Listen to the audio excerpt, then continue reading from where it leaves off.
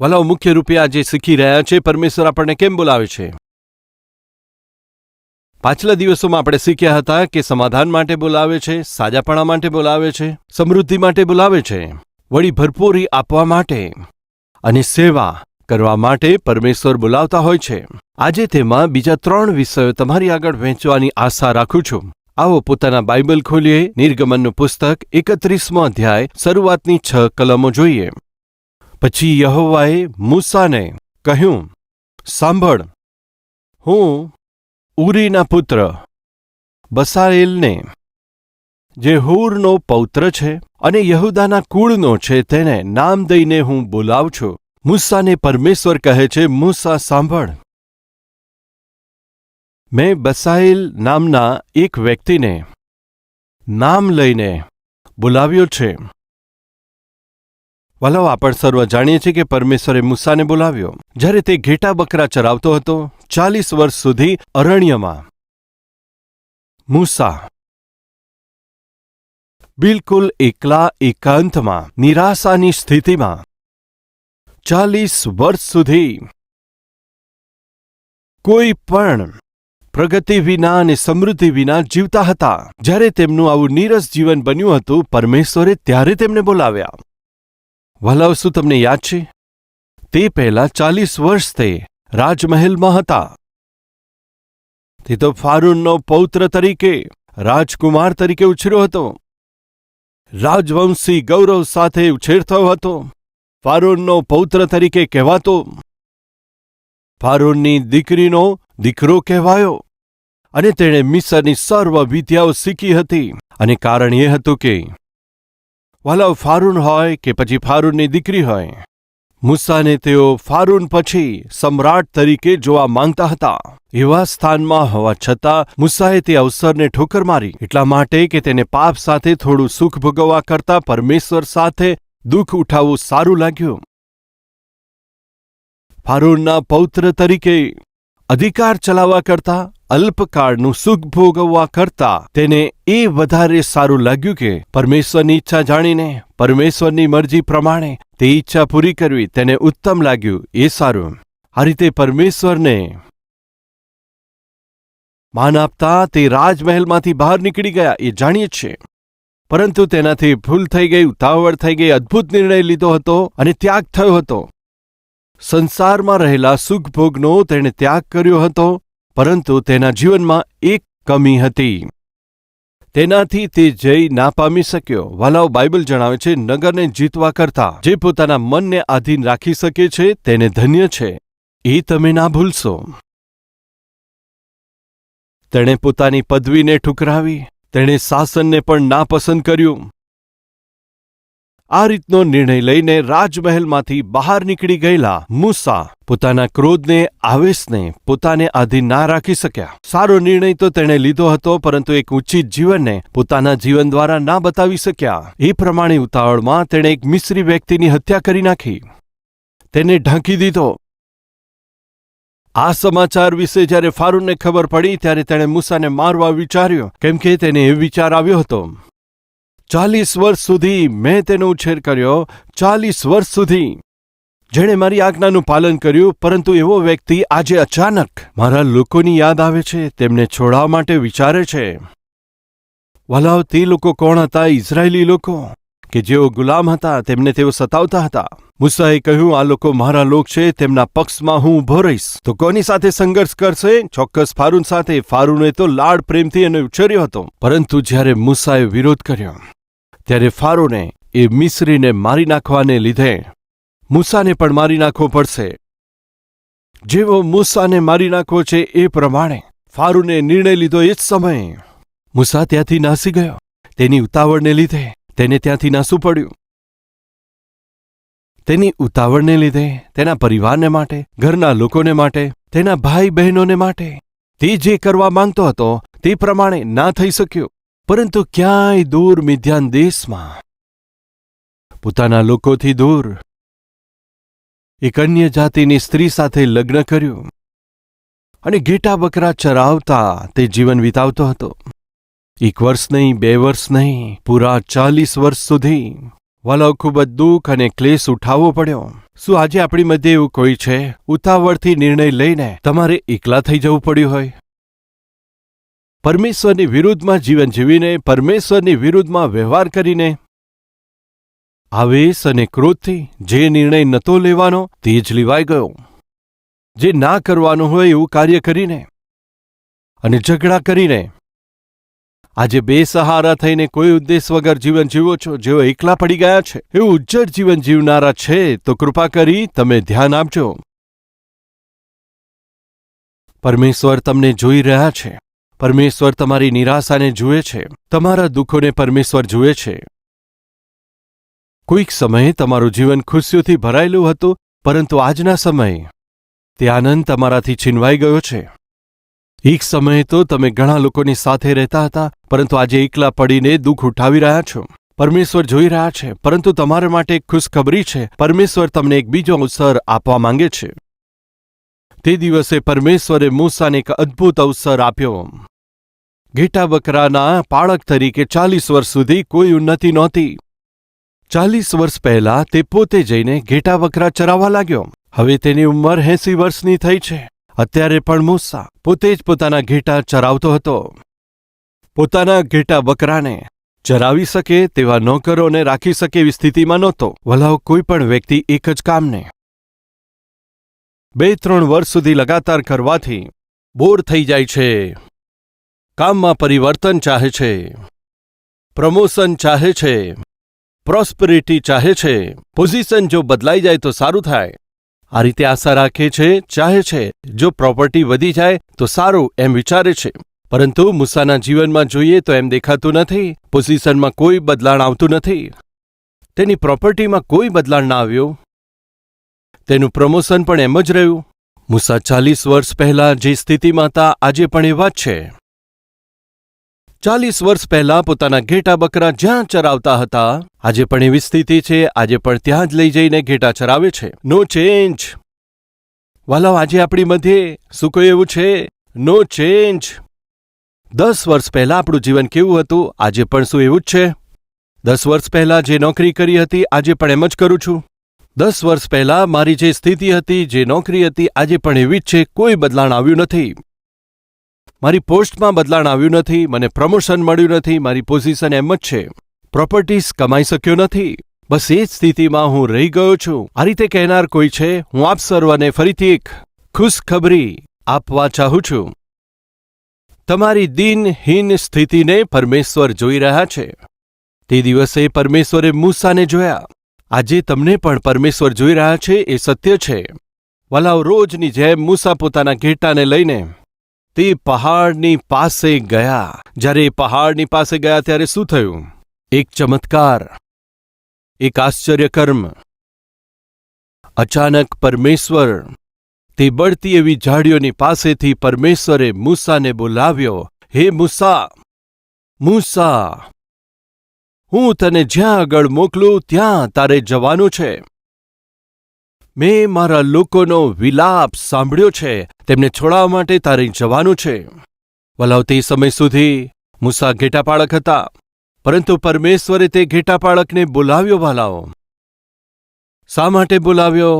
તેમની સેવકાઈ કરવા માટે, પરમેશ્વરના પક્ષમાં લોકોની આગેવાની કરવા માટે, પરમેશ્વરે વચન આપેલ દેશમાં તેમને લઈ જવા માટે પરમેશ્વરે તેને બોલાવ્યો. આ રીતે પરમેશ્વરનું કાર્ય કરવા માટે, પરમેશ્વરની સેવા કરવા માટે.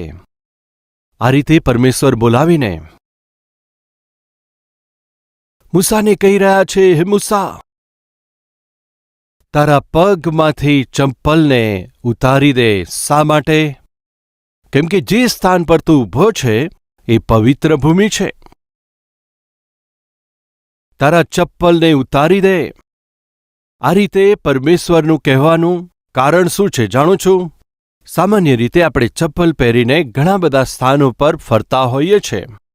ત્યારે આપણી જાણ બહાર આપણા ચપ્પલોમાં કચરો ચોંટતો હોય છે. એટલા માટે આપણે બહારથી જ્યારે ઘરે આવીએ છીએ ત્યારે આપણા ચપ્પલને બહાર ઉતારીએ છીએ. કેમ કે આપણે ઘણી બધી જગ્યાએ ફર્યા છે. એ ચપ્પલમાં ઘણું કોઈ પ્રકારે ગંદકી, કચરો અથવા ધૂળ માટી ચોંટી હશે.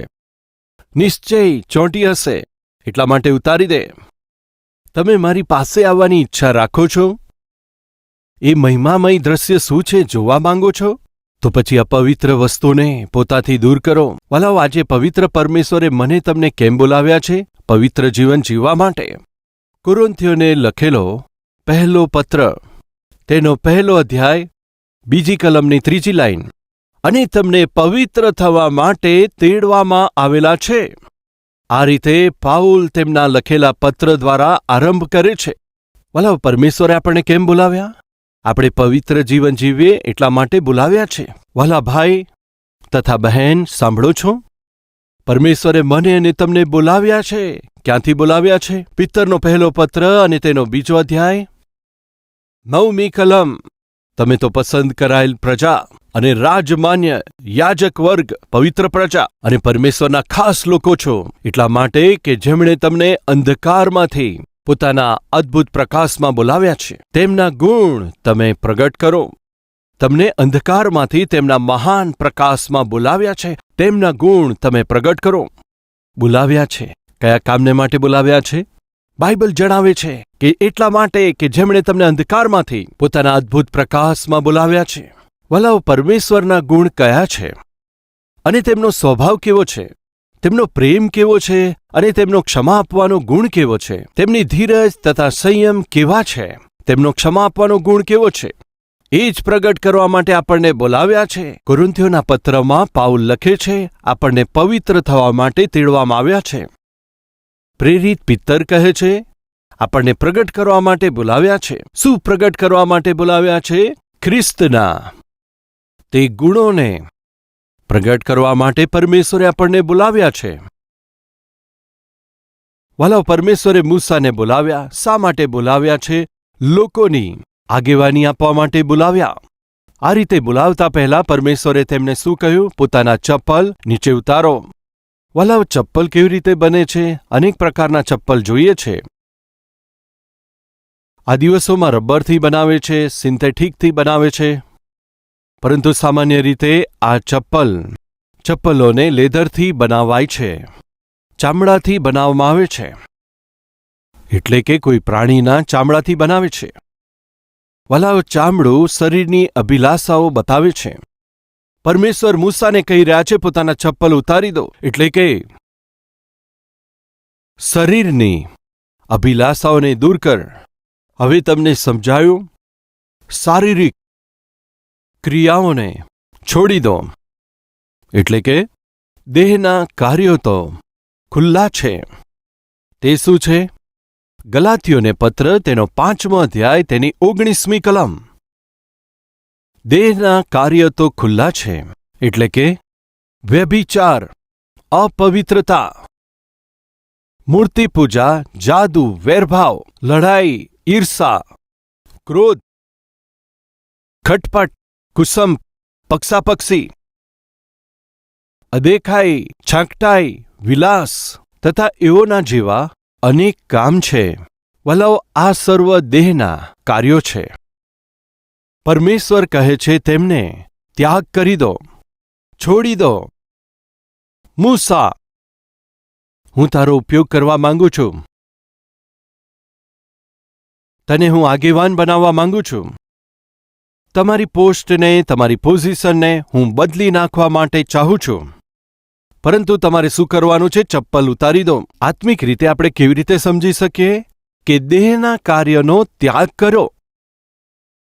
કેમ જાણો છો મિત્રો? કેમ કે આપણને પવિત્ર થવા માટે બોલાવ્યા છે. આજે આપણામાં કોઈ પણ પવિત્ર થવા માટે તેડવામાં આવ્યા છતાં અપવિત્ર કાર્યોને પોતાના જીવનની અંદર રહેવા દઈએ છે. તે અપવિત્ર છે.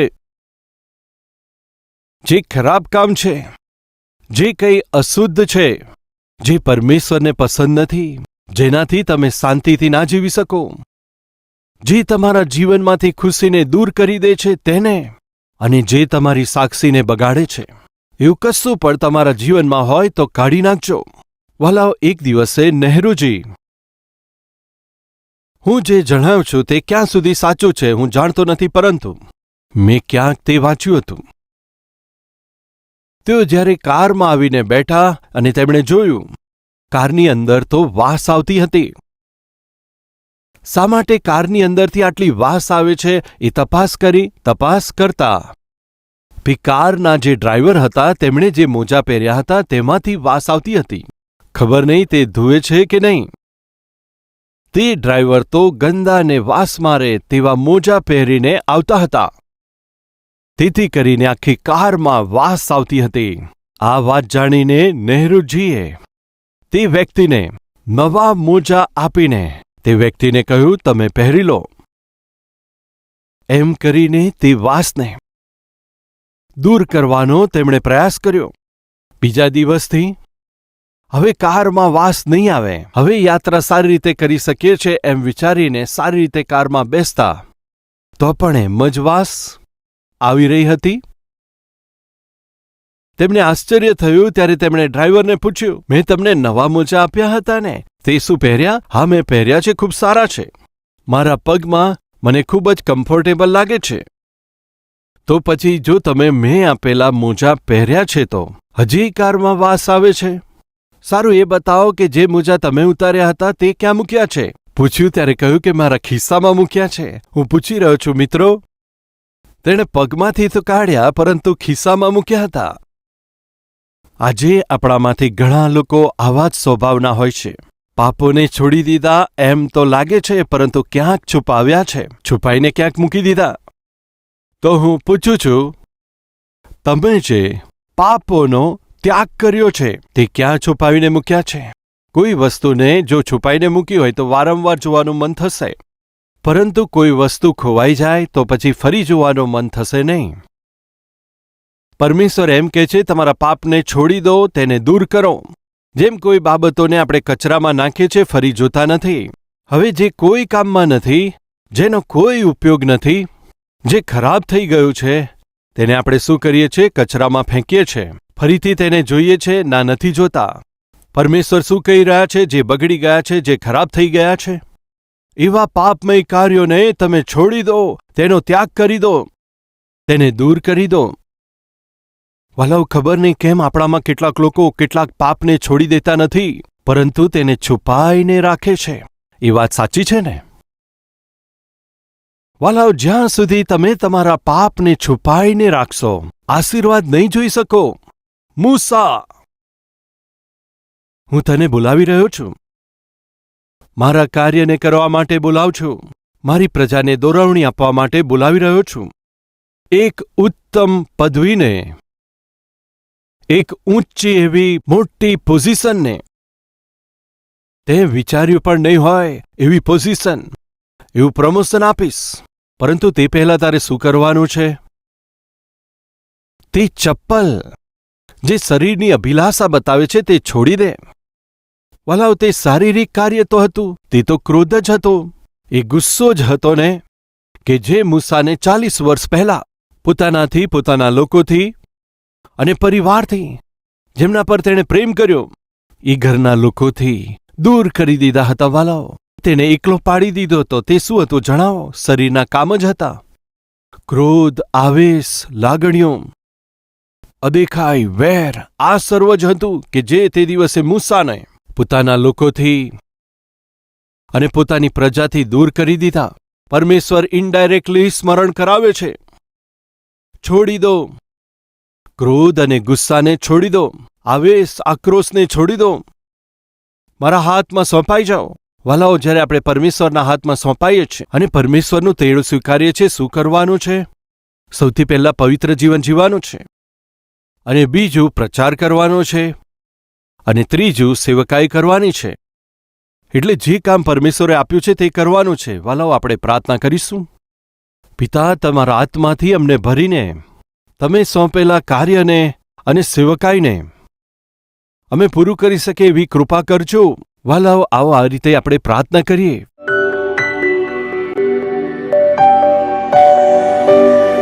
મહાન પવિત્ર પ્રેમી પરમેશ્વર પિતા, તમે અમને બોલાવી રહ્યા છો પવિત્ર જીવન જીવવાને માટે, ખ્રિસ્તના ગુણોનો પ્રચાર કરવા માટે, વળી કામ કરવા માટે, સેવા કરવા માટે, અમને આગેવાન બનાવવા માટે તમે બોલાવી રહ્યા છો. તમે અમને કેમ બોલાવ્યા છે તે બાબતને જાણીને અને સમજી લઈને પિતા, તમે તમારા પવિત્ર આત્મા દ્વારા આપનારા તે સામર્થ્યને અમે પ્રાપ્ત કરીને અદ્ભુત જીવન જીવી શકીએ તેવી કૃપા, તમારા નામને મહિમા આપી શકીએ તેવી કૃપા અમ સર્વને આપજો. પ્રભુ ઈસુ ખ્રિસ્તના નામમાં માંગીએ છે પિતા. આમીન.